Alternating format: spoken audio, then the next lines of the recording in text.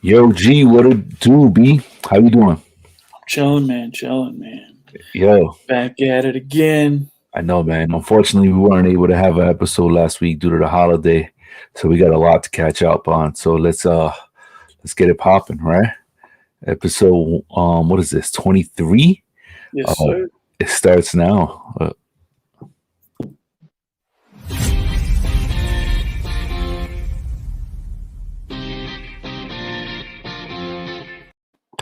Yes, sir. Yes, sir. It's over. Welcome everybody to another episode of Media Chop Up. My name is Serge, aka Sergerilla, and I'm joined by my brother G Fresh. What's going on? What's going on? Yo, thanks for coming back again. I gave you a lot of homework to watch, right? Yes, sir. What's good stuff? Good stuff. Yeah. Unfortunately, Rick couldn't make this episode. He's dealing with some things, but he'll be back soon. I think he'll be back next week. Cool. So hopefully he's caught up on all the on everything, so we can just kind of just jump right back into it. Yeah, man. Episode 23. We're gonna kind of merge this together. So I wanted to really talk about King Kong versus Godzilla, Okay. right? I wanted to talk about Boogie, right? The basketball movie with the Chinese baller. I kind of threw in there Concrete Cowboy, which is new to Netflix. And then also, of course, we got to talk about Falcon and the Winter Soldier. So I'm not sure if we got 3 people viewing. Of those 3 people, I'll let you guys choose where we start. Where do you want to start? You want to start on Falcon, where we talk about Falcon and Winter Soldier, or you want to talk about the movie aspect? Godzilla, Boogie, and Concrete Cowboy. 4 people.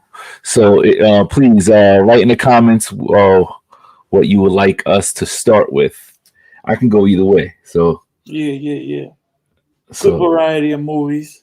yeah, definitely, man. I got half insight on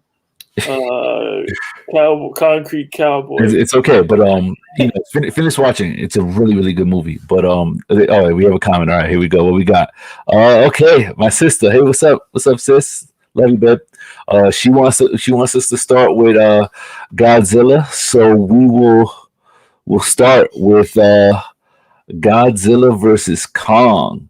So Okay. this was an epic movie that kind of just came on the frontier where when we heard about it, we were really surprised. And man, a lot of CGI, a lot of great visuals, man. Beautiful. Cool storyline, very, very, very sci-fi based, you know. Ultimately, I feel that let me share some visuals before I even get into that. So they've come a long way. So visually, it was masterful. It looked amazing. Look at my boy over here, Kong. I'm not sure if you know this, but I'm a huge gorilla fan. I'll get into that another day. I'll probably shared it with you already.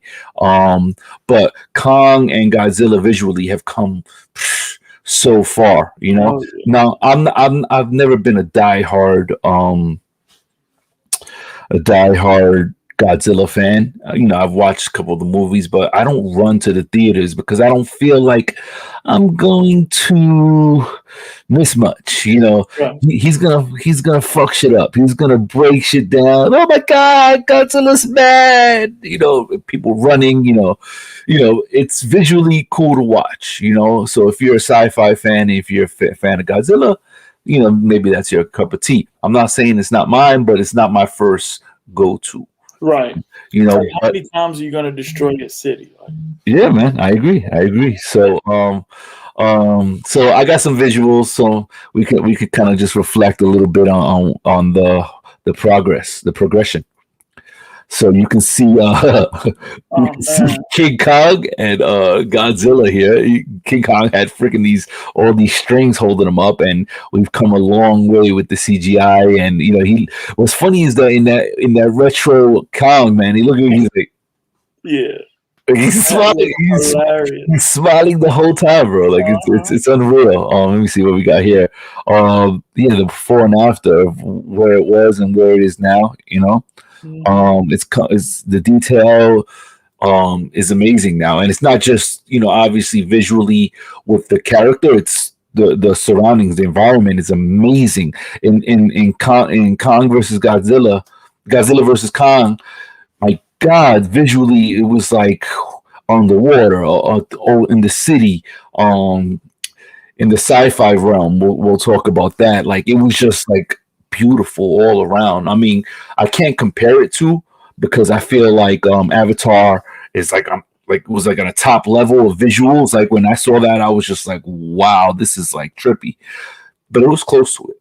I feel like with the CGI and where they went with it and how fun they were. They were able to accomplish some really cool things and show us some really cool visuals.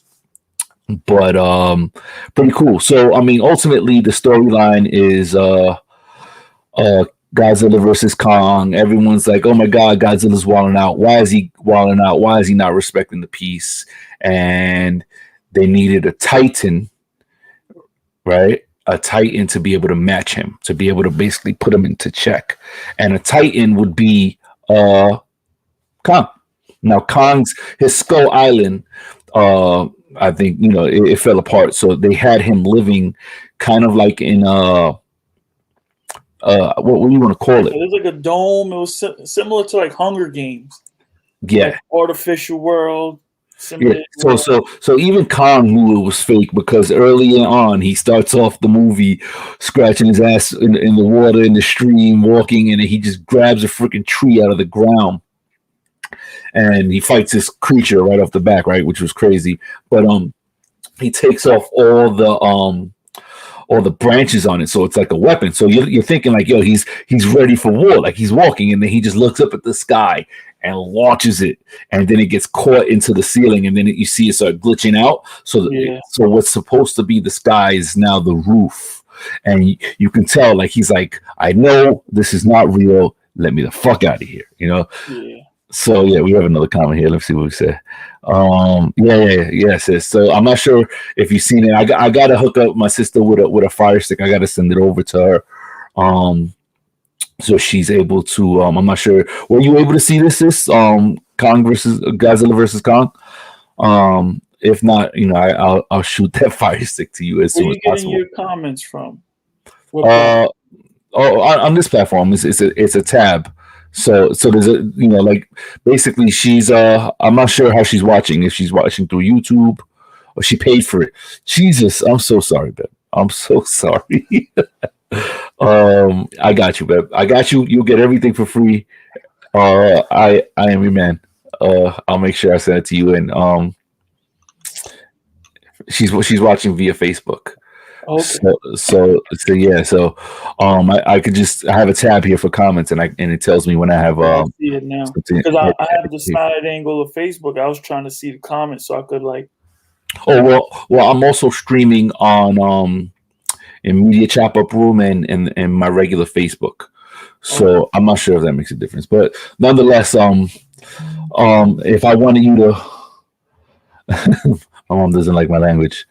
If you wanted to see the comments, I would have had to add you as under my account. Okay, cool. So pretty cool movie. So basically, they needed a Titan to go up against Godzilla, and Godzilla was wrecking stuff right off the back. But it turns out that he was attacking this mega company that basically let me see, was involved with a lot of underhanded stuff. And he had, man, I don't even like know, like I seen this a little while ago, but he was basically attacking that company, and they had to go. It was the nuclear power source he was drawn to, because I believe Godzilla has his own nuclear power. Mm-hmm. So they had that circular item that was like down in one of their secure areas, and it was giving off signals every time they were testing the link to the guy. Mm-hmm. For the, did you get to that part, or am I jumping ahead too far? bro, just talk about it, man. This, so I'm not worried about they it. had a power source that was going to go into the metal Godzilla. So Yeah. whatever his name is, So there ended up being a third creature here, and that was created by that company, by that that basically created him so they can basically control and have the power of having this Titan. And they found a way to power it up, and it wasn't just Godzilla versus Kong. right. So I'm sorry, I didn't mean to interrupt you. No. So I think that initially was what got Godzilla to come out of hiding and pretty much abandon the peace treaty they had. Yeah. And started attacking the city because he was going after that. And then obviously along the way, once he picked up the signal of Kong, they're gonna start to do their thing, which lets you know this is something that's been going on for years, I guess, and wherever Kong was originally from, which we'll get into later. Yeah, so it's a big sci-fi storyline, and they basically said that in order to let me think, for Godzilla to they wanted to bring Kong out, and that will attract Godzilla.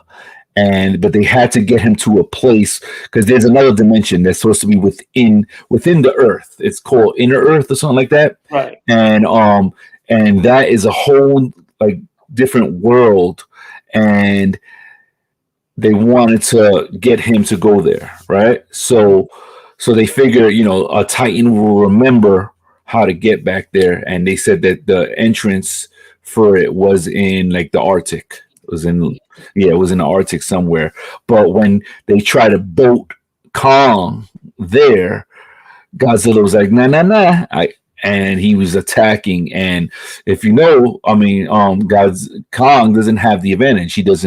He can't breathe underwater for long periods of time like Godzilla. So that fight scene was epic, and you have all these fighter ships attacking him and shooting deep charges, and visually it was masterful. It was pretty cool. Of the whole movie, that was the part that had you like. Well, that was in the trailer, and that's what kind of drew us all in. Yeah. Right? We were all, how long is he gonna go before he fucking drowns? Right? So yeah. You were worried about him drowning. And the other fight scenes is like, it's fighting. It's gonna be a hit for hit. Hit for hit. But there was a clear cut picture that Godzilla had the advantage. So I love that fight scene.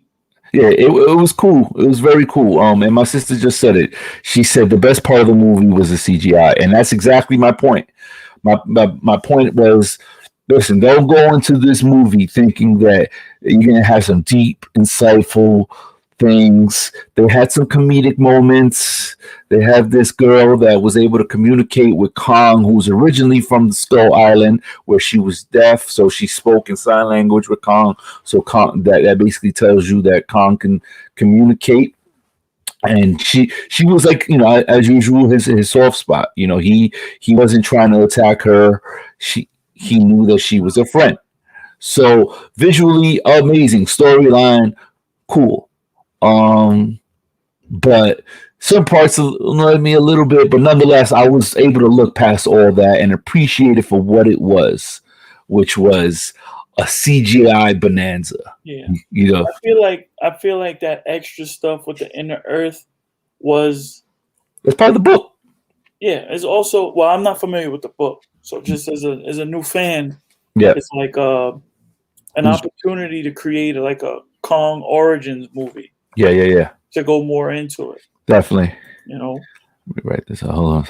So yeah, man. So I enjoyed it. Very cool. Good to watch. Hopefully you guys were able to watch it. Hold on one second. Let me write this. Type this down.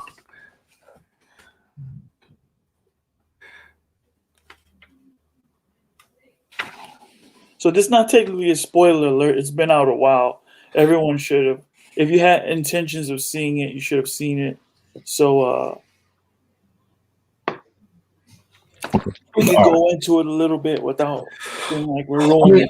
Ultimately, man, if you're gonna watch, we're gonna talk about Falcon and the Winter Soldier, and we're gonna kind of reveal certain things. So, listen, man, if you want to watch this later, feel free. I don't want to feel like I have to be restricted in what I say. Listen, I watch this. I'm gonna give you my opinion. Some people may already have their minds made up. I'm gonna watch it regardless. But me, like sometimes I may find out an ending prior to me seeing something, and I'll still watch it. You know, I watch things for different reasons. I would like to be surprised, but you know, nonetheless, I'm in it for everything. You know, so yeah. So let's move on. Well, where do you want to go next? You want to go Concrete Cowboy or Boogie? Let's go Boogie. Boogie, right? Yeah. All right. So now Boogie is the story of let me see, I have it written down here. ABC basketball star. ABC, Alfred Boogie, his nickname Chin, a basketball phenom living in Queens, New York, dreams of one day playing in the NBA. While his parents pressure him to focus on earning a scholarship to an elite college, Boogie must find a way to navigate a new girlfriend, high school, and on-court rivals, and the burden of expectations. So, why don't you tell me what you thought about it? Storyline, great, Yes. and great, good storyline. Yes. Well, you can tell it was, what do you want to say, amateurish, Okay. but enjoyable. Okay. You know, like I appreciated. You gave me some insight into the movie before I saw it. Yeah. Pertaining to the director and things like that. Yeah. So sometimes, because a person is new, you think it's you know, you lower your expectations. But I thought he did a great job. Yeah. The storyline was pretty good for the actors. For the majority of the actors to be unknown, I think they did pretty good. Yeah. So in this movie, to touch on that, right, we have let's see, Taylor Takashi, right, and he's actually an actual baller. He's actually a real life basketball player, and we never heard of him before, but the late rapper who passed away, Pop Smoke. Right. Monk. He played Monk. He played like the kind of like the villain in this. Mm-hmm. And then you have let's see, Eddie Huang. He's Uncle Jackie, and he's actually acting as well as directing. This is his directorial debut. That was him. The uncle. So he's a very interesting guy, right? And this is what kind of drew me in, right? So Eddie Huang, right? Let me see where I have this.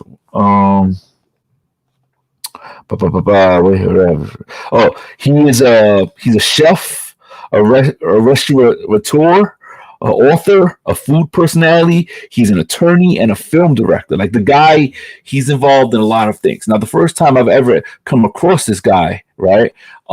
This is him over here in the middle, right? He was on Hot Ones, the show where you eat hot wings and you get interviewed. So very, very interesting dude.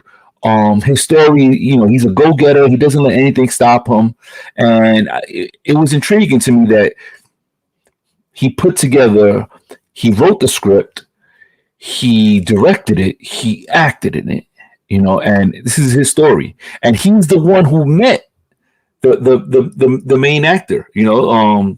I have his name over here. Sorry. He's the one who met Taylor Takashi, who's also known as Boogie, right? Okay. So that was very interesting to me, you know. Basketball sequences, decent, not not like not like the best basketball movie you've seen with sequences, but decent. You know, it keep you in it. Like the only thing I would kind of bothered me is when you see a lot of scoring on one side and somebody struggling. Yeah, it's hard to get a gauge. It feels like the score was like so much far apart. When did they catch up? And then all of a sudden, he gets his stuff together. He's balling and everything. He's shooting. He's playing with his team, and then they're down by 2. And I'm like, yeah, that doesn't go. You know. And if people know Pop Smoke, and Pop Smoke wasn't that tall. Uh-huh. And they had him dunking. So they were changing the height of the rim. You could see it back and forth. How tall is Pop Smoke? I didn't even think about that, bro. Like I'm not sure how tall he is, but I know he's not that tall. And you could just see it, like as you're watching. They try to do the quick scene cut.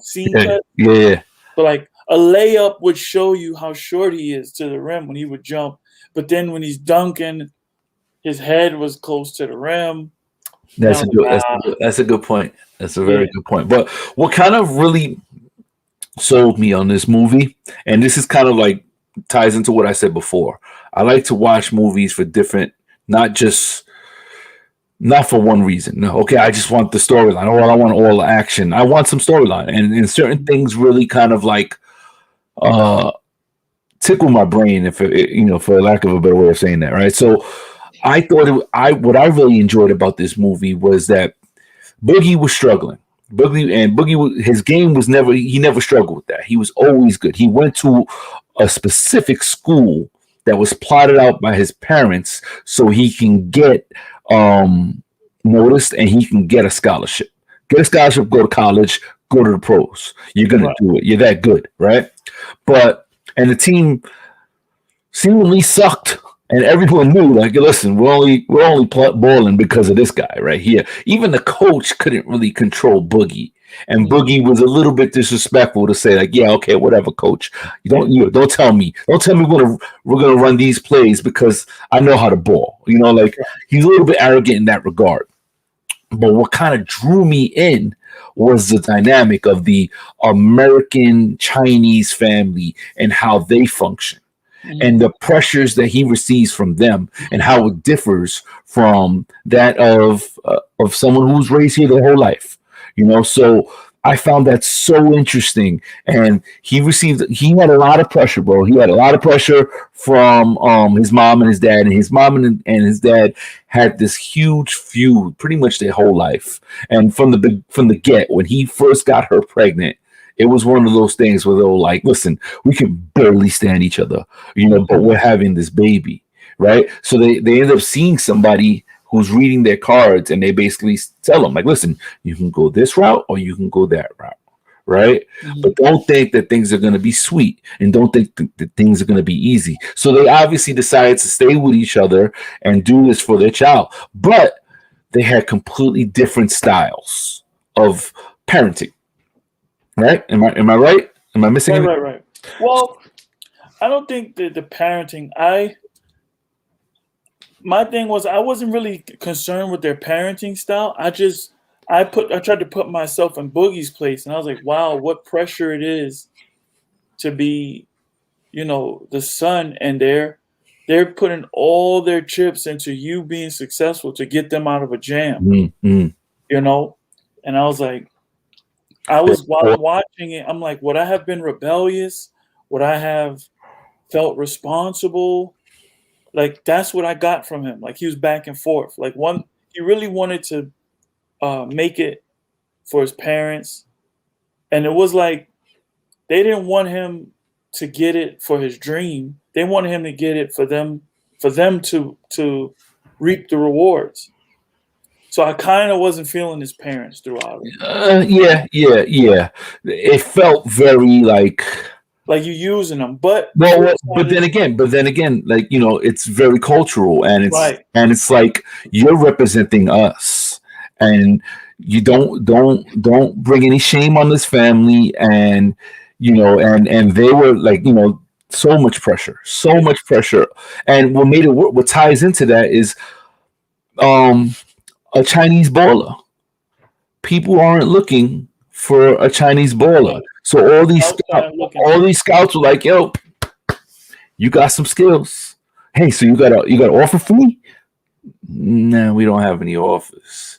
So all these schools were like, come see him. You have a spot on the team, but you're not going to get a scholarship. So you can walk on, and guess what? This financial aid, and they'll even go to his house and try to scout him through his parents, but then they offer him only walking on, which they knew he was going to make the team, and paying for it with financial aid, which the family's in debt, right? The family's in debt. They live poor, but they have very, very strong family values. Wow. And and that was really like really like it was interesting to me, especially when the way um the father celebrated um Chinese American athletes, Right.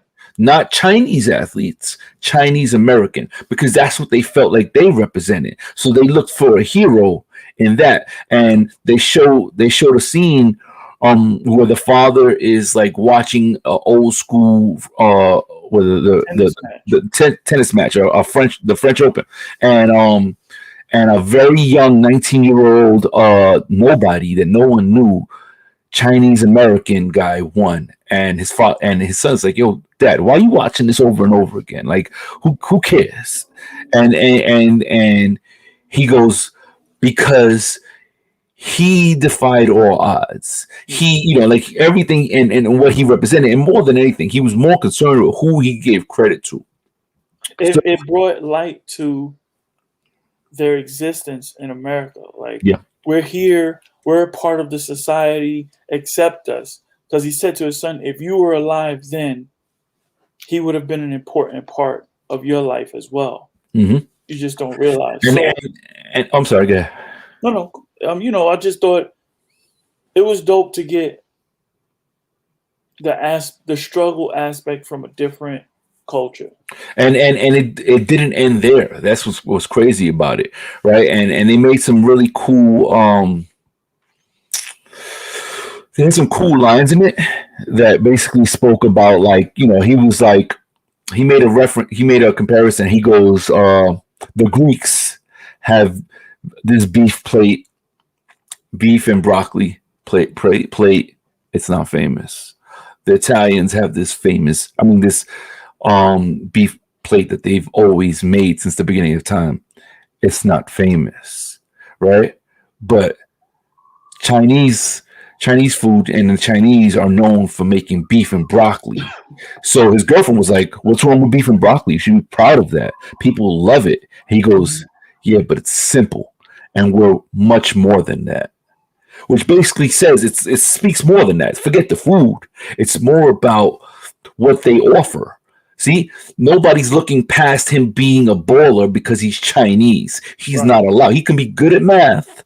He can be good at certain things, but you cannot be good as a superstar ball player, right? And that basically shows the limitations that people see on these Asian American athletes, and that's something that he's battling.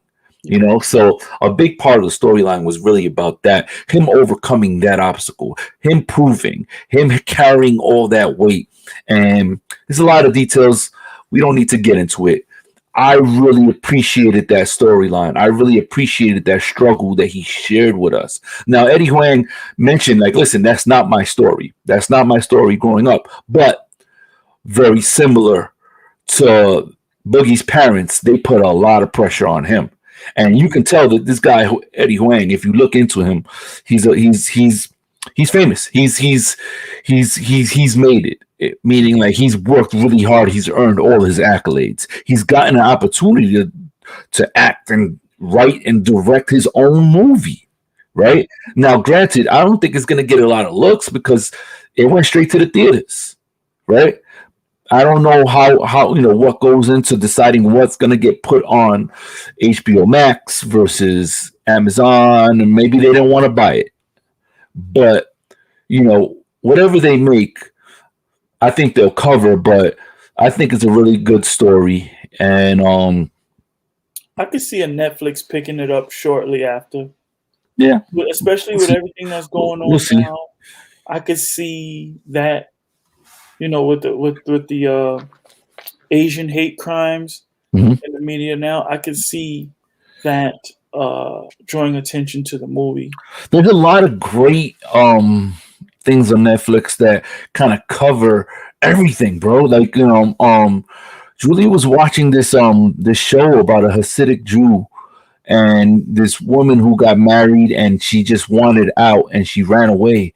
And this Hasidic Jew was looking for his wife all over, and she just wanted out of that life, and she didn't believe in it, and she's basically throwing herself in these circles with all these different nationalities, and she enjoyed it. She enjoys learning about other people. She enjoys. She also seems very, very, very innocent and inexperienced when they talk to her because they're like, "You never did this. You don't know about this." Because she's been sheltered.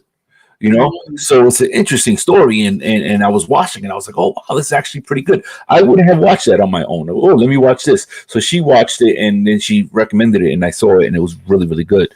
So they have another story which is hilarious. I'll get you the name of it, and it speaks about a Asian American family that the father owns a convenience store, and it's very, very funny. The guy is hilarious. Nice. But they talk through comedy about a lot of their struggles, and I'm telling you, like it's so entertaining. But my point is that there's a little bit for everybody on there, and it's not just one type.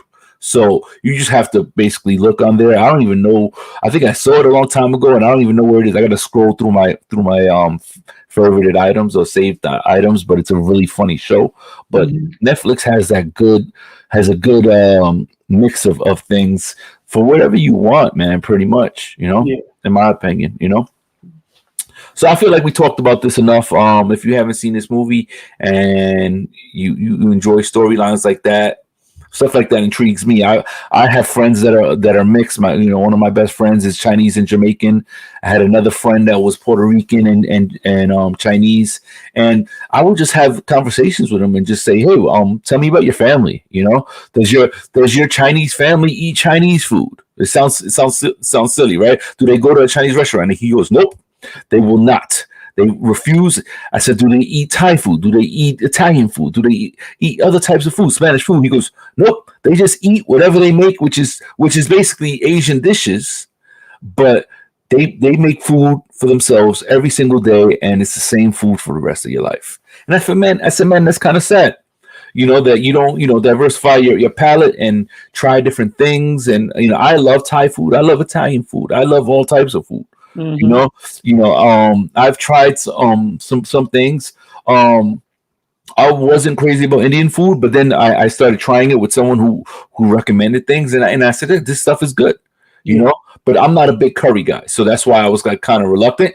But there's so much more, there's so many plates and so many things that they offer. You just have to have an open mind. But like it goes beyond the food; it goes to the culture, and sprinkling some diversity in our lives is something that we all need, So I appreciate this story. So next on the horizon is something that's actually the top 10 list for Netflix right now. It just came out. It's based on a true story, and has a very good cast. In fact, let me pull up the cast. Concrete Cowboy, right? And a really, really, really cool storyline.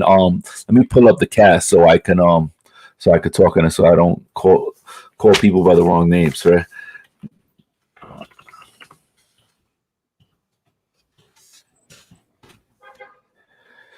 All right, so in this movie, we have it had a very good cast. So it had Idris Elba, right? We have Caleb McLaughlin, right? Who's in Stranger Things, right? Right, young kid. He's growing up right now, so you can see the acne on his face. He's becoming a young man. You have Lorraine Toussaint. You have, let me see, anyone else worth really mentioning? You actually have Method Man in this movie, right. Which usually, I love Method Man, but sometimes depending on the type of movie, you're like, yeah, it's not going to be good because you're like, like think about it. On that Star show, Power, he's a freaking lawyer now, right? And I'm not saying that he can't play a lawyer, but it's not a believable lawyer in my opinion. So like it's like a crooked lawyer. Yeah. But it just doesn't feel. It feels forced. But I love the fact that he's taking these roles, and I love the fact that he took this role. This role in this movie, right? Concrete Cowboy. It's actually based on a true story, and more than anything, I think it was very well done. A great cast, a great storyline, right? So I'll tell you about the storyline, right? So simply put. Sent to live with his estranged father for the summer, a rebellious teen finds kinship in a tight-knit Philadelphia community of black cowboys. So basically what happens is this. You have the son, his name is Coltrane, but they call him Cole. And he's gotten into so many fights and so much trouble on the streets that his mother's like, yo, I can't take this anymore. You don't understand. Like, it's hard to be there for you because you won't let me be there for Right. you. She's like, I can't even hold a job because I'm coming to get you all the time. So he gets expelled, and she's like, that's it. And she packs his clothes in a bag and just drives. And he's like, Mom, where are we going? Where are we going?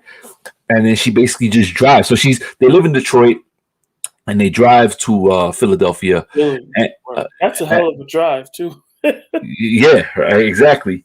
And she just basically, your father's not here right now.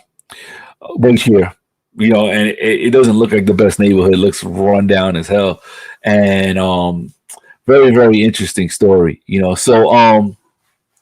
So his father's a black cowboy, and basically the storyline is and this is true to form.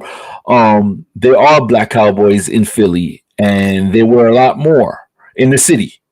And as time progresses, right, we see this every day. Developers come and they change your land. They want what was normal, what's been there forever. They want that out. They want to clean this out so they can bring in all the yuppies, so they can maximize their dollar, right? So, from the get, Idris Elba, he's a black cowboy, amongst other cowboys, and he literally has his horse living in his house, right? And his son's like, well, what the hell is this? I'm not living here. He was like, yeah, that's your sofa. He was like, you better get comfortable. And he was very strict, and he told them from the get, he said, listen, my door locks at 9 o'clock. It doesn't open up again until like 9 in the morning or 10 in the morning. So if you choose to be in the streets, that's where you stay. So let me get the cat. So the son, right, Cole, Caleb McLaughlin, he basically runs into one of his old friends, Jerome. His nickname is Smush, and I was watching him, and I was like, where is he from? And Julia had to tell me he's in that movie that was based on a true story about the Prospect Park. How many? 6? I forgot what it was. You know that story where Central Park 5? Yeah, Central Park 5. There you go. Yeah. Mm-hmm. And he was one of them, and he was in that movie. It's because he looks so familiar. So he's basically, he grew up with Cole when he was younger, and then Cole moved away, right, with his mother. So he's like, yo, you don't remember me? It's your boy Smush.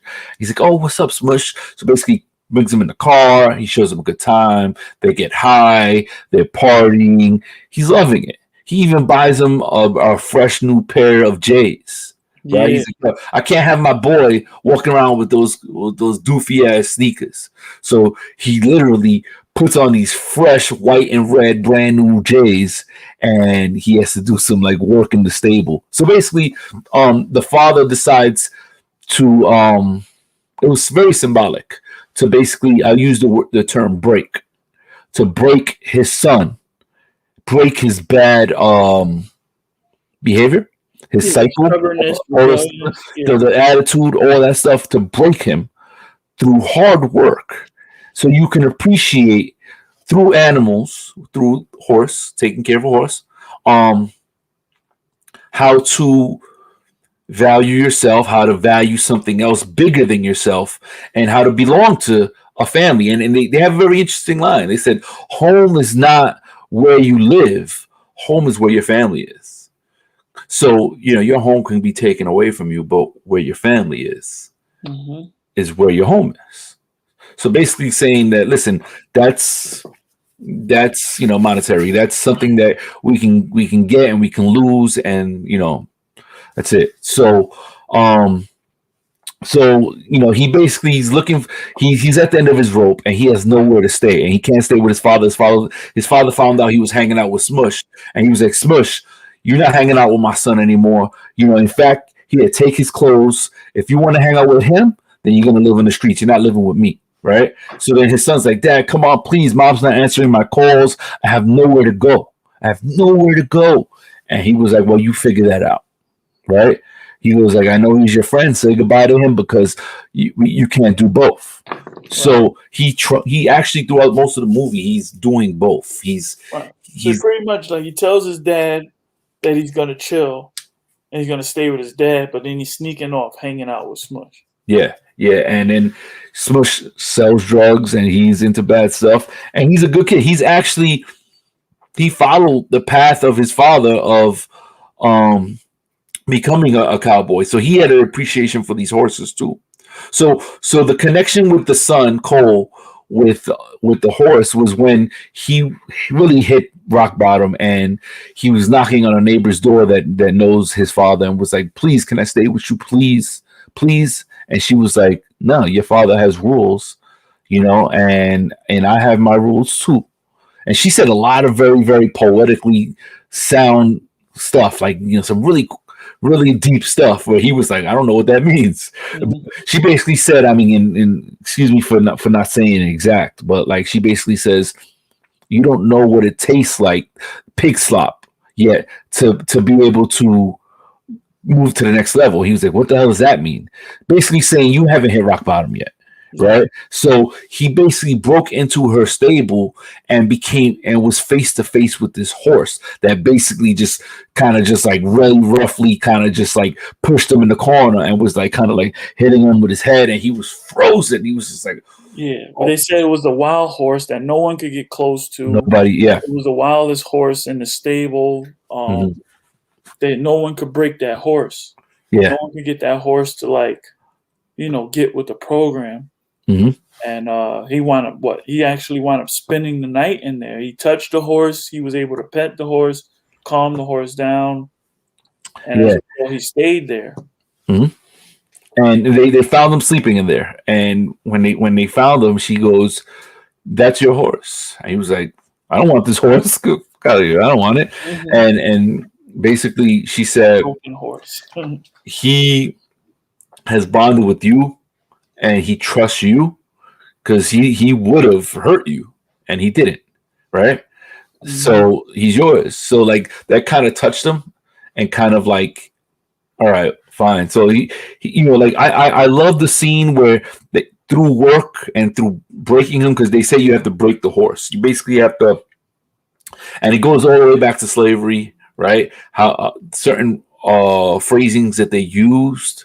Especially with they had a lot of blacks training the horses, and it was almost like symbolic to saying like, listen, we do the same thing to you, So there was a point. There's a guy, as he was doing his work in his brand new J's, he had to. His first job was to clean the shit out of all the stables, everything, the crap that's mixed in with the hay in the corner. Everywhere. It's disgusting. And he was taking shovel by shovel and walking all the way out.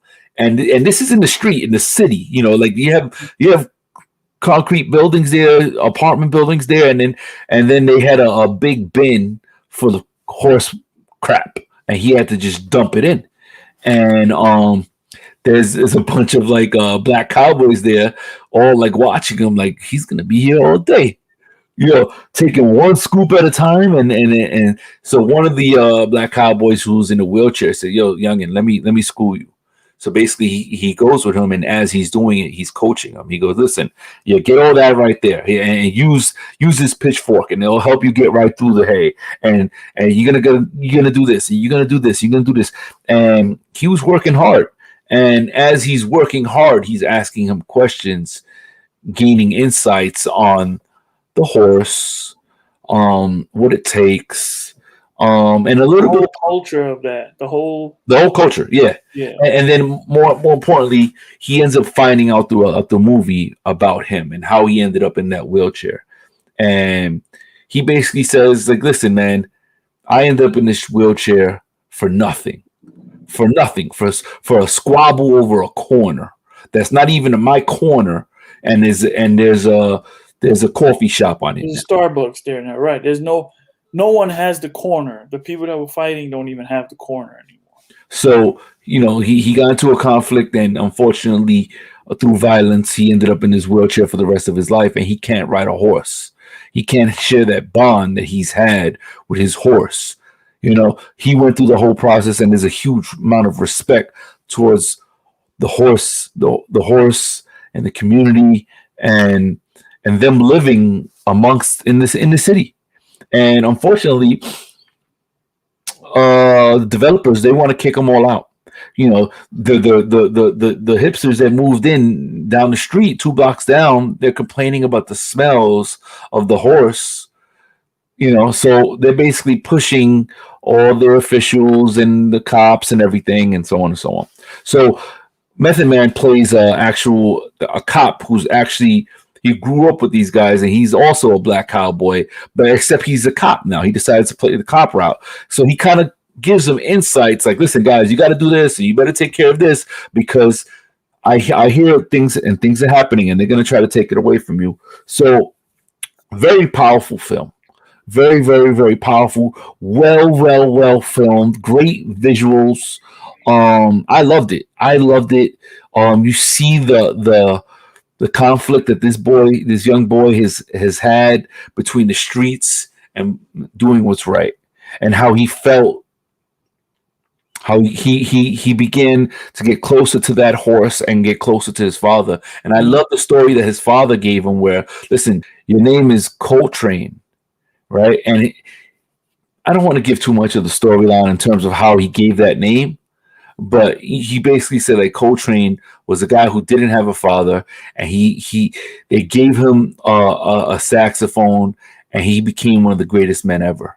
He created something that's timeless, that people will forever appreciate and love. And he wanted to give the name of someone like that to his son, and I felt like that was so deep, So I really appreciated that, man. I loved it. Anything you want to add? Well, I didn't finish it. But it was definitely good stories. And then, his dad even shared some stories with him, like pretty much explaining why he wasn't really there for him. That was good, because a lot of kids never find out. They only have one side of the story, and so I didn't get emotional, but I felt it. I felt it deep down, and I know you haven't finished watching it yet, and I'm not. It still had moments like, I'm not gonna. Yeah, like I appreciated when he had moments of jealousy, but he didn't know how to express it, and he was like, "You're helping everybody but me." Yeah, and I thought that was dope as well. Definitely. Well, I guess I can reveal this, and at the end of the movie they reveal this, but it's not the ending. And I just thought it was so cool that they did this. A lot of the people who acted in the movie are actual real life black cowboys that actually live in Philly. Oh, okay, that's dope. So I'm like, oh, him and him too, and her, like, wow. And certain parts, I was like, I wonder what made them choose these people, right? Because you feel it. It's very soulful. It's very soulful. It's like they were playing themselves. It was good acting, but it was just them. And it's true. They were. So, a story, I can say another story that kind of just stumbled at my feet, and I really enjoyed. Boogie was that. I enjoyed the storyline. I enjoyed seeing the conflict there. With the Asian American, and then I'm enjoying seeing the conflict here with the actual black cowboys who are alive, and they're still trying to find a way to, because the city's trying to push them out, bro. They're trying to push them out. This is a true life story. So finish watching the story. It's really, really good. I enjoyed it. We'll move on. So next we have next. Oh, we're gonna go into Falcon now, right? Yeah. All right, cool. So Falcon and the Winter Soldier. Episode 4. Episode 4, man. And it's important to say that because we have 2 episodes left. So I was just sharing with someone recently that I really, really enjoyed it because you watch Falcon and the Winter Soldier, and they're trying to give you more. It shows because like WandaVision showed her way to find her true self, to find out what she was fully capable of, right? The whole show was just basically her finding herself, right? And then trying to figure things out, and then at the end she became what she was supposed to become. This is the same thing. You have these two characters who are destined for something more. Okay. It's a really, really good story. It's a lot of action. I enjoy it. There's a lot of layers to it. Oh my god, man! Just looking into it, I just found, sometimes I try not to look too deep into things, but then I start, like, for example, one of the bad guys, Baron Zemo. They asked him what he was reading in prison. He said he was reading Machiavelli, right? So then I looked it up and I said Machiavelli believed that public and private mortality had to be understood as two different things in order to rule well. Machiavelli believed as a ruler it was better to be widely feared than to be greatly loved. A loved ruler retains authority by obligation, while a feared leader rules by fear of punishment. And you see that type of character, that kind of attitude in Baron Zemo, where he wants to be feared, not liked. Like so. I was like, oh, I like that. I like that nice little insert that they put there. But let's start off with this. How about this? Falcon and the Winter Soldier. The budget for the whole show was $150 million, and it's $25 million per episode. That's crazy, bro. It's a lot of action. A lot of CGI, a lot of action, a lot of pieces getting put together. Marvel, man, is masterful at doing stuff like that. It's pretty damn cool. I'm enjoying it. And the only thing that I'm very surprised at is that you're watching this show for the development of Falcon, who's destined to be Captain America, because Captain America said, listen, you have everything it takes to be Captain America. Here's my shield. So at the end of Endgame, he gives him his shield, and he goes, listen, he was like, how does it feel? He goes, it feels like it's not mine, right? So he's dealing with that conflict. So when Captain America disappears, now everyone in the world is looking for Captain America. They realize he's gone, and he doesn't feel like he should take this role. But Captain America didn't just pick someone who was capable physically. Oh yeah, you can handle this. You can have the shield and you can add to your powers. No, he liked what Falcon represented morally, and Captain America was a moral character. Everything was moral about him. He's a good guy. He can't lie to you. He's been around for hundreds of years. So it's interesting seeing him battle with how he sees himself, and same thing with Winter Soldier. Winter Soldier is a friend of Captain America back in the day, and he ended up getting controlled and turned into a servant of this Hydra, this bad group that basically he became an assassin. So throughout the Marvel movies, they saved him and they basically unhypnotized him, and now he cuts his hair short, which symbolizes like his new self. The old self had long hair. Yeah, new beginning. And he has his book, and he's just trying to make amends for all the wrong he's done. And it's hard. He's killed a lot of people, and he struggles with that. And he's really upset really upset with Falcon giving up the shield.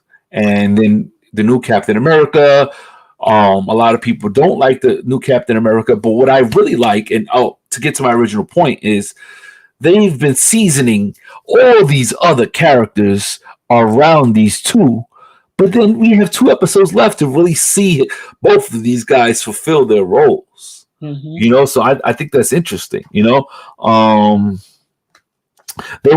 There were a lot of I was doing some research. There were seven Captain America sidekicks in the history of the comics. Some of them, Bucky, which is the Winter Soldier, Rick Jones. Some of these I don't even know who these people are. Falcon, Demolition Man, Jack Flag, and Free Spirit, Nomad, and Patriot. These are all sidekicks of Captain America throughout the comics, which is very interesting to me, right? Also, there were 4 replacement Caps. So you want to guess who some of them were? Well, replacement. So Yep. that means 5 total Captain Americas. Yeah. I mean, obviously. No, 4. Oh, so obviously Falcon is one. Falcon's one. He becomes that. Yes. This right. gentleman, I forgot his name, but Kurt Russell's son. Yes, exactly. Which he ends up turning into a character called U.S. Agent, and I'll touch on that in a second. That's 2, right? Yeah, and after that, I have no idea. Okay. So it's Bucky. Bucky, the Winter Soldier, actually turns into Captain America for a short amount of time in the comics, right? Wow. Which is interesting, right? Because I didn't see that in him, but he did, and I think in the comics he relinquishes it so Falcon can take it, right? And then the last one, you'll never guess, bro. He was in another movie. He was in a movie with Tom Hanks. With Tom Hanks. Yeah.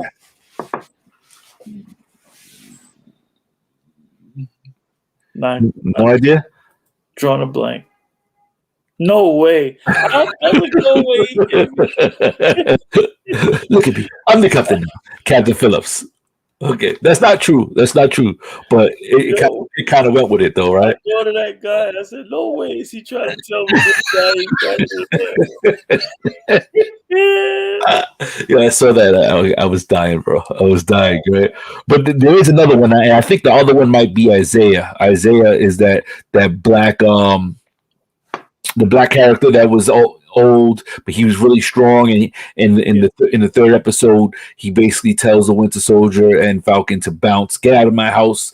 He was supposed to be the Black Captain America, and they basically ran tests on him pretty much his whole life, and he was tortured, and so we're going to find out more about him. But I believe he was the last one. So that was all interesting stuff. Also stuff that I found interesting. Stuff that about the Winter Soldier, aka Bucky. His nickname is Bucky. Cap didn't know that he was an assassin. We know that. So he was an assassin. He was his best friend, but he didn't know he was an assassin. Right? He was also a Russian sleeper agent, and crossing over, Bucky, aka the Winter Soldier, actually murdered Wolverine's wife. Did you know that?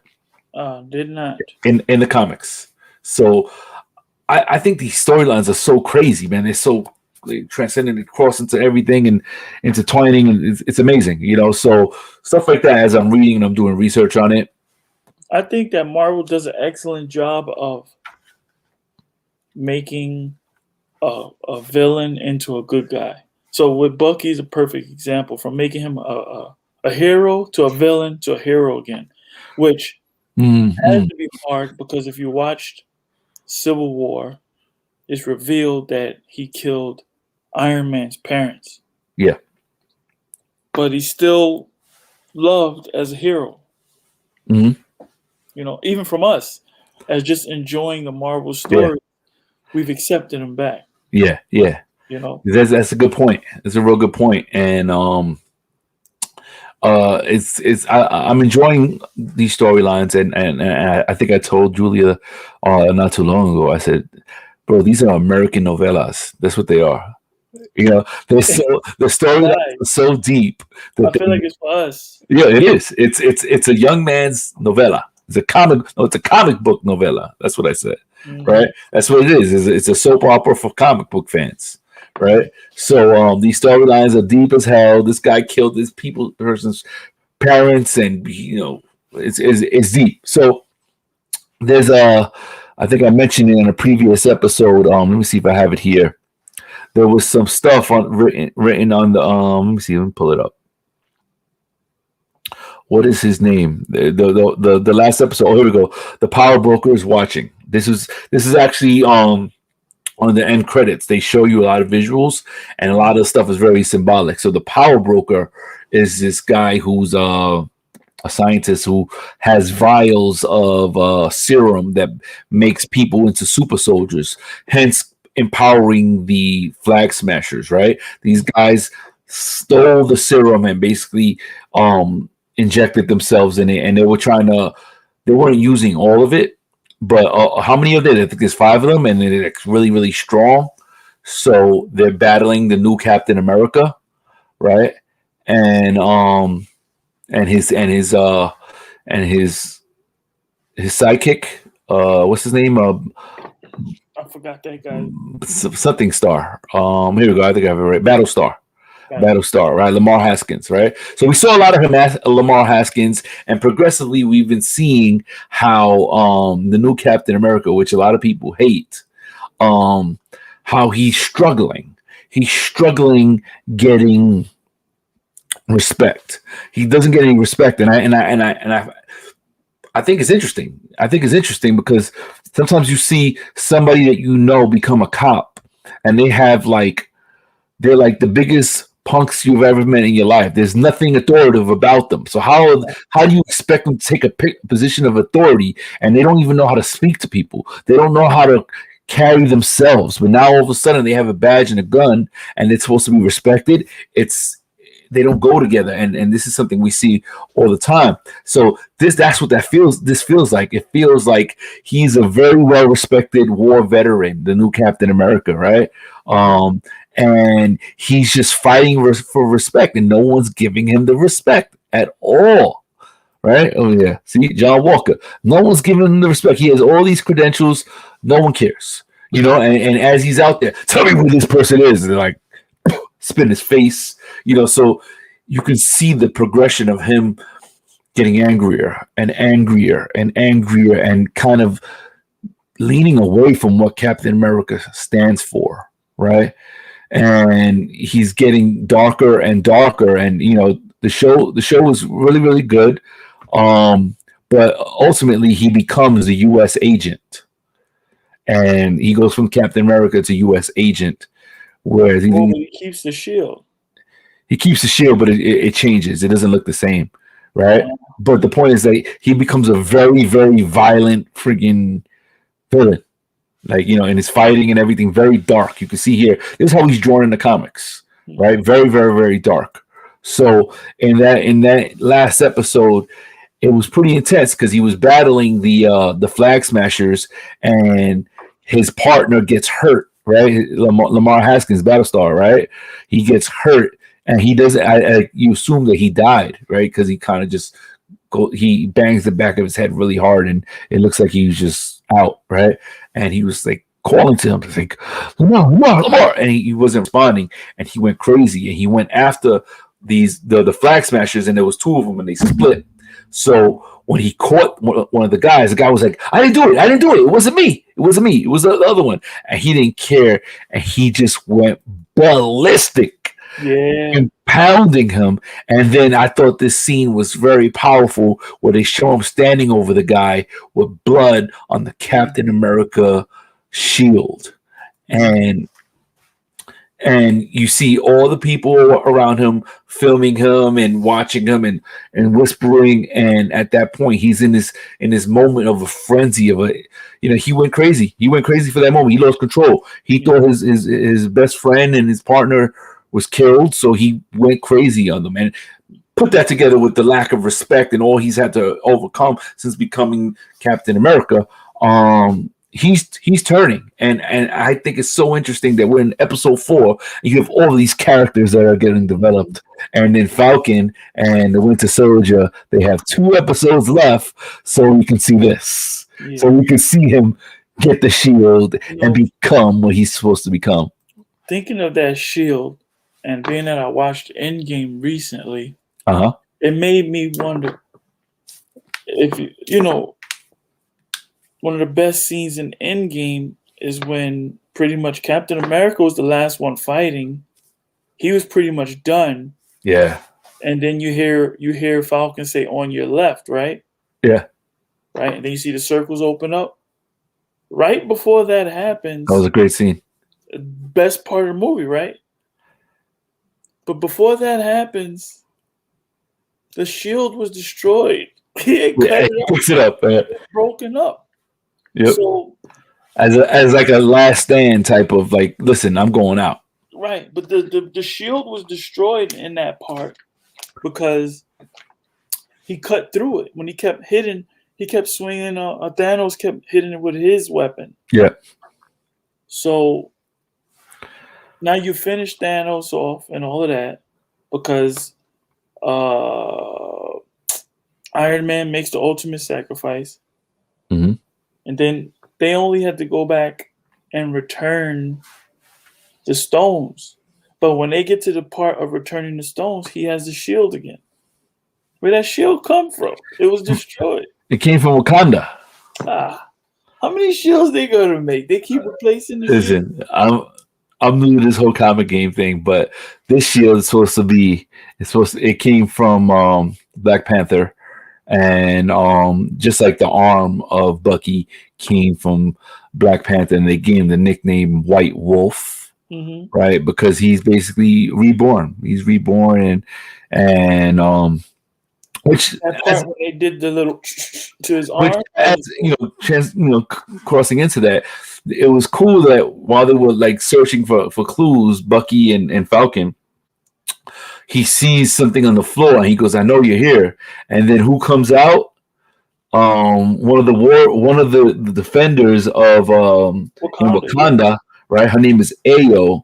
She's a Wakanda soldier, right, from the Dora Milaje, right, because it's spelled Milaje, Milaje is pronounced Milaje, right, and she showed up, and I was like, oh wow, okay, this girl in the front right here, very very powerful. You got to see her fight a couple of times, and they basically give you a whole nother aspect of how they became so powerful. I wrote it somewhere, man. I mean, yeah, it doesn't matter, right? About the stuff that they've accomplished and their trainings and stuff like that. So they want Baron Zemo. They're like, listen, you broke him out of jail. We have him there for a reason. I don't care that we trust you, Bucky. That's out the window once you took, because they need Baron Zemo to give them clues to get closer to finding the Flag Smashers. So there was a fight scene, like you said, where he was fighting her, and she did some on his arm while she was fighting him, and then his whole arm fell off her. Yeah. And she was like, speaking of that fight scene, that contributed to Captain America turning. Because he even said it. He said, yo, they beat me with no serum. Yes, that's a good point. So he's dealing with all these obstacles, right? And you could tell like his mood, his mindset is really changing. And then now, he holds himself to a certain bar. Like, listen, I am talented. I got skills.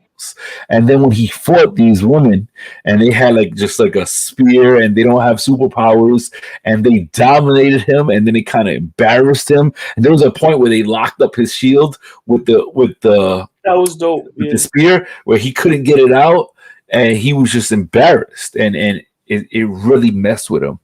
So that's a very good point. Very, very good point. Like, how could I expect to take over this position when I got beat by these women? They don't even have the secret serum.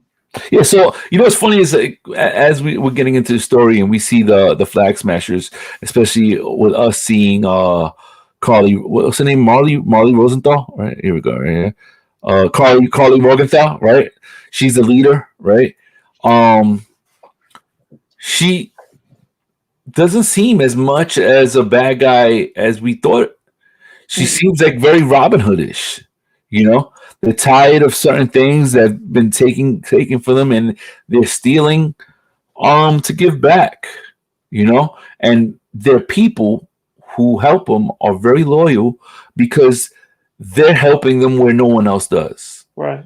So it's an interesting villain to have a villain that's kind of like not really that bad, but nonetheless, they stole the serums. A bunch of them have super strength, and they found some more serums. They found the person who was making the serums, and I think in one scene, the new Captain America finds the serums, destroy him, but takes one and puts it in his pocket.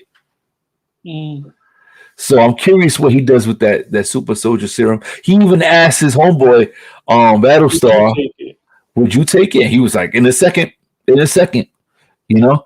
And stuff is definitely going to go down these next 2 episodes.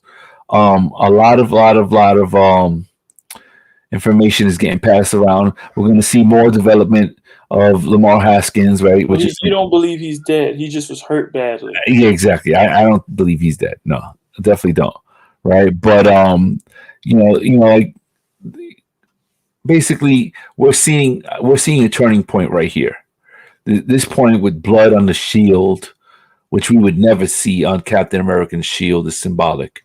And that shield is going to get taken away. And they were telling you the Wakandan soldiers were basically saying, we're going to take back that shield. We're going to take it back. We're going to give it to you so he can bear it.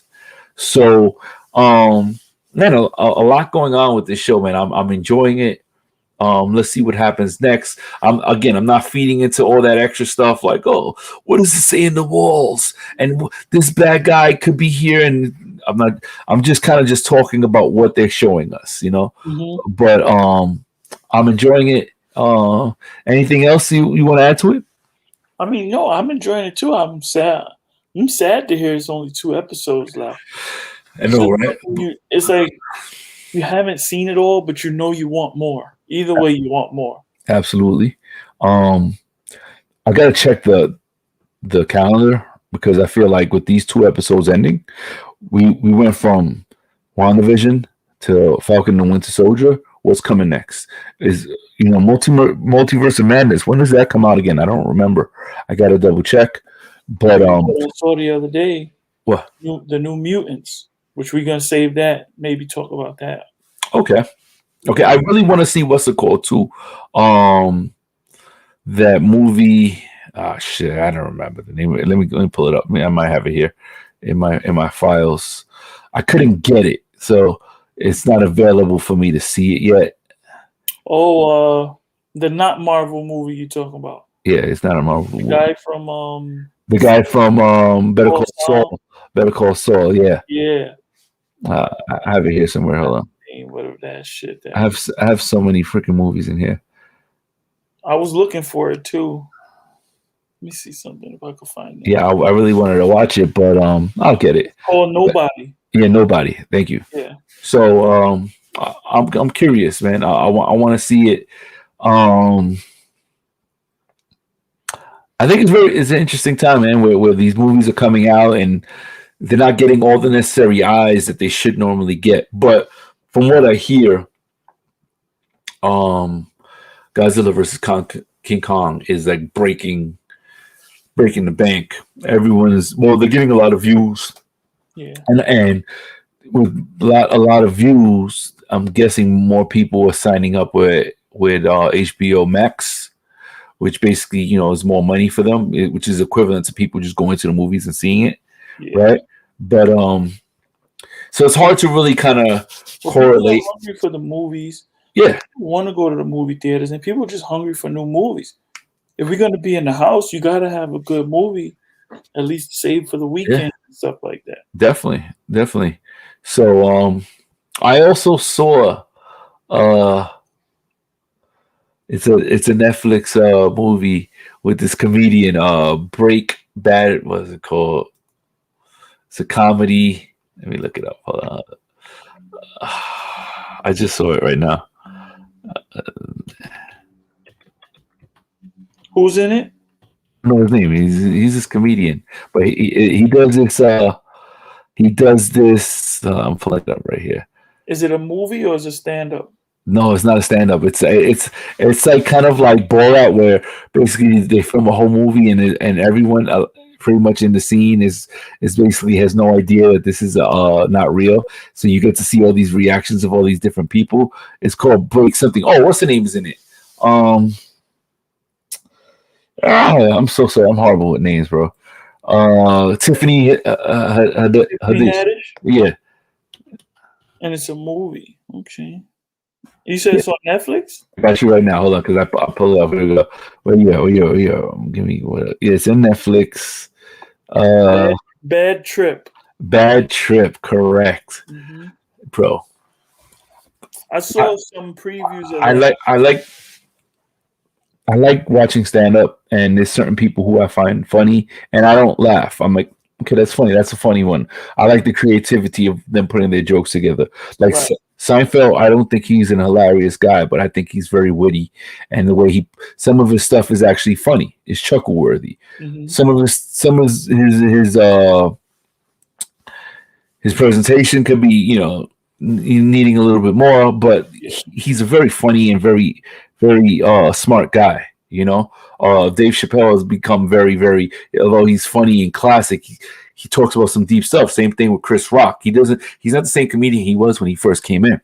So when I watched this movie, it was recommended to me, and I was like, this sounds corny. But bro, when I tell you, I couldn't breathe. I laughed so fucking hard that when I was talking, I couldn't say words. I was just I was just, bro. It had me. Yes, and I didn't expect it, but bro, it's so crazy. I even played it for my mother-in-law, and I was like, she's not gonna like this type of comedy, and she was like, oh my god, like it's funny, it's shocking. The guy who's on it, he's not a great stand-up comedy artist. He's not a stand-up comedian, but in this scenario type of comedy, he was epic. He was epic. It was funnier than Borat, in my opinion. But yes, if you watch it. Is this the movie where she's pretending to get out of jail and she gets out of prison? It's a love story. Like she escaped from prison? She escapes from prison, but it's a love story where this guy sees his girl from high school, and he's like, oh my god, I love her. I loved her back then. I love her now. She's the only one that was nice to me. But he's like, he's a freak. He works at a car wash or a detailing place, and he's like, and she basically invites him to a gallery for some of her artwork in New York. And he's like, I gotta go to New York. I gotta go to New York. So the whole thing is about them trying to get to New York. But Tiffany Haddish, I don't know how to say her name. Haddish. She plays this ghetto ass girl who ends up going to prison, but breaks out. And throughout the whole movie, it's just full of people that are completely clueless that this isn't real. And she did a really good job in this movie. She's funny, but I want you to watch it, and please tell me about what you thought and what how hard you laughed. Watch it. It's hilarious. I watched it twice already because I watched it again for my mother-in-law. But yeah, man. Enjoy it, man. I feel like we talked enough about all these different things. Yeah, 4 or 5 movies. Yeah. So I mean, that's because we didn't have a show last week and whatnot. But nonetheless, there's a lot of great TV out there, a lot of great movies. Try to find the time to watch it. I would like to hear your input too. So, if you want to write in the room, in the media chop-up room, feel free. If you're not in the media chop-up room and you want in, I put a lot of cool information in there, talking about movies, talking about behind-the-scenes stuff, stuff that's upcoming, all types of stuff. We throw it all up in there, character stuff, when their birthdays are, all that stuff. So, yeah, if you're watching and you would like to be invited in, I can invite you. But nonetheless, we appreciate your support.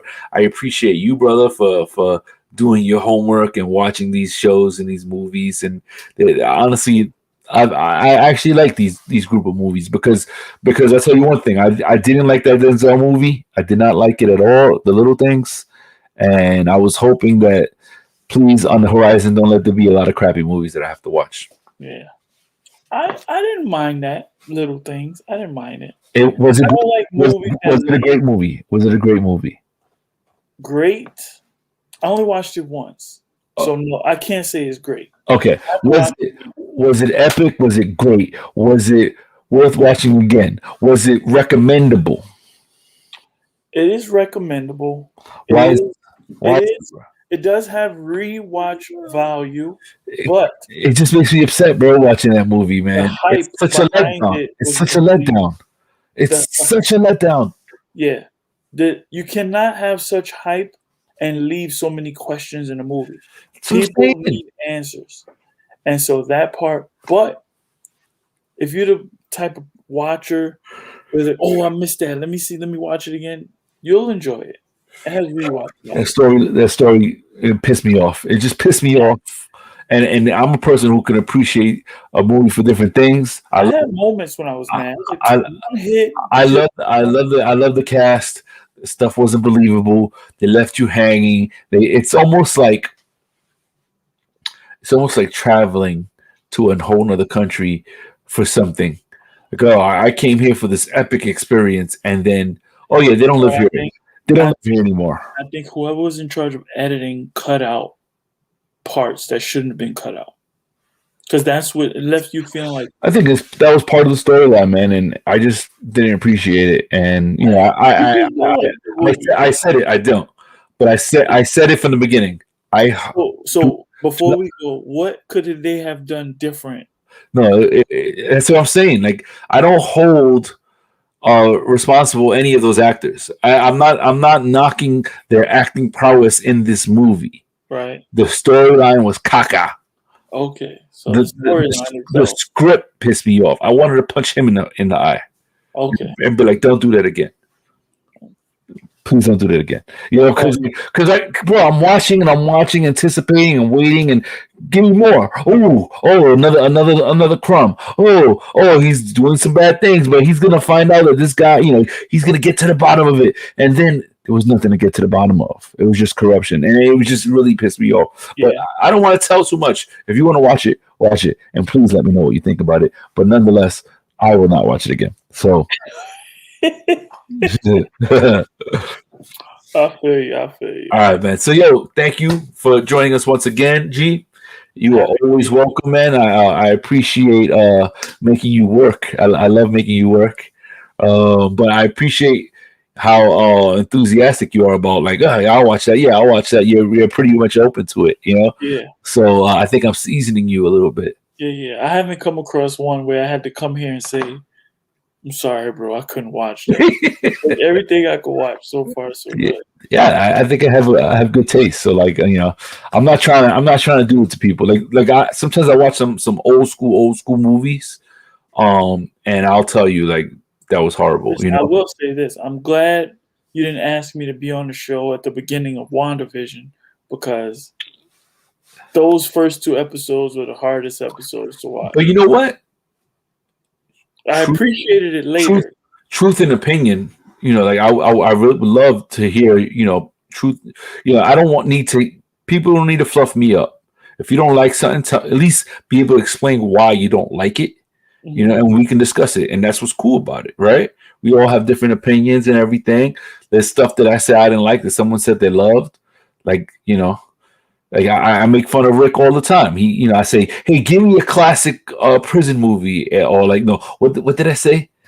Give me a classic what's it called movie? And then he said something that was like, oh, for the epic movies. I said, "Give me an epic movie," and then he gave me the movie with the late great Heath Ledger. I don't know the name of the movie, right? I'll type it in right here. Right, you gotta look for it now. I'm gonna look for it right now. Heath. Don't tell me Brokeback Mountain or some shit. No, it wasn't Brokeback. Oh, here we go. A Knight's Tale. Right. Yeah. So I didn't watch it. But like, I didn't watch all of it, bro. I did the research and I was like, you know, it was Epic Gladiator. You know, it was Epic Matrix. You know, I was giving you all the great movies and telling you why they were epic. And then he chose A Knight's Tale. Now he's 100% entitled. I love you, Rick. Entitled to his opinion, 100%. But when other people are like, "What? A Knight's Tale? You kidding me?" They wasn't even true to its era. They had music from now playing in the background, you know. So I just thought that was really funny. But yeah, I love to debate and I love to talk about movies. So like, yeah, bring your opinions, man. I love it. Bring your insights. I love it. We appreciate you guys. Up until the next show. On to the next show. We got 2 episodes left of Falcon and the Winter Soldier. We'll see you next week. Remember, guys, do what you love and love what you do. Anything you want to say to sign off? Nah, man, I'm good. I'm happy to be here. Keep the movies rolling. Yes, sir. Having a good time. Nice, yo. Peace. Thank you guys for watching. The whole 3 people that were watching. We'll see you then next week. Later.